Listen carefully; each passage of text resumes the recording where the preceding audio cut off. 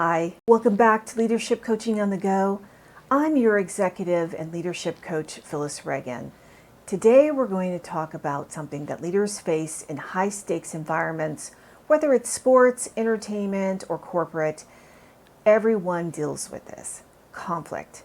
And not just any conflict, the kind that can make or break your team's trust and dynamics if handled poorly. If you're in a fast-paced environment, it's so easy to fall into the trap of approaching conflict with a competitive mindset. It feels like the quickest way to resolve things. But here's the catch. That competitive approach can actually do more harm than good. You're risking strained relationships, a breakdown in trust, and turning your work environment into a place that's more about surviving than thriving. Not what you want, right? Well, let's talk about what's happening in your brain first during conflict. When you engage in a competitive, win-at-all-costs approach, your brain goes into threat mode, activating that fight or flight response. This stress response doesn't just impact you, it impacts your whole team. Your perspective narrows, creativity takes a hit, and collaboration, forget about it. That's not a recipe for success or growth. Have you ever noticed that when you engage in conflict this way, the energy shifts, tension rises, people shut down, and communication breaks down? It's like a ripple effect. Your team starts disengaging, and the atmosphere becomes more tense and uncomfortable. If this sounds familiar, you're not alone, and the good news is you can change it. So how do you move away from this competitive conflict and create a more positive environment for yourself and your team? Let's talk about 3 strategies that can make all the difference for you. The first is developing your emotional intelligence. That's your EI.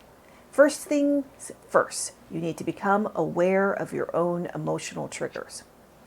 In moments of conflict, instead of immediately reacting, pause, take a deep breath, and check in with yourself. What's really driving your reaction? When you take that moment to breathe and reflect, it gives you space to respond thoughtfully instead of reacting impulsively. This can instantly shift things. It can lower the tension in any conflict and open up room for more productive conversations. Next, you really need to ditch that negative mentality. So you might not be responding with the best emotions at that time. You want to really create what's called emotional resiliency. This is going to allow you to tap into emotions that are going to drive up innovation and solutions on your team, because you're going to engage in a way that allows people to feel safe enough to bring in different perspectives to the table. And also, instead of just jumping into conflict as a participant, try stepping into the role of a mediator.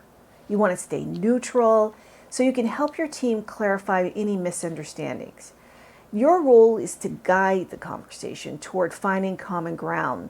This can really be a game changer in transforming conflict from something destructive into something that strengthens your team's dynamics.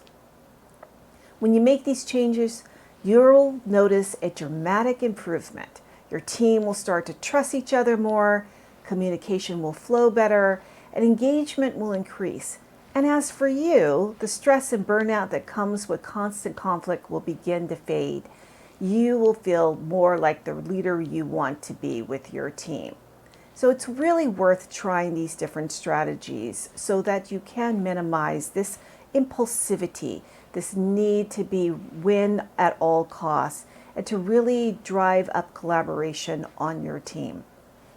Thanks for tuning in to Leadership on the Go. If this video resonated with you, don't forget to give it a thumbs up. Subscribe, hit the notification bell so you never miss out on future insights. And I'd love to hear from you, so drop a comment below and let me know how you're handling conflict with your team. Let's learn from one another.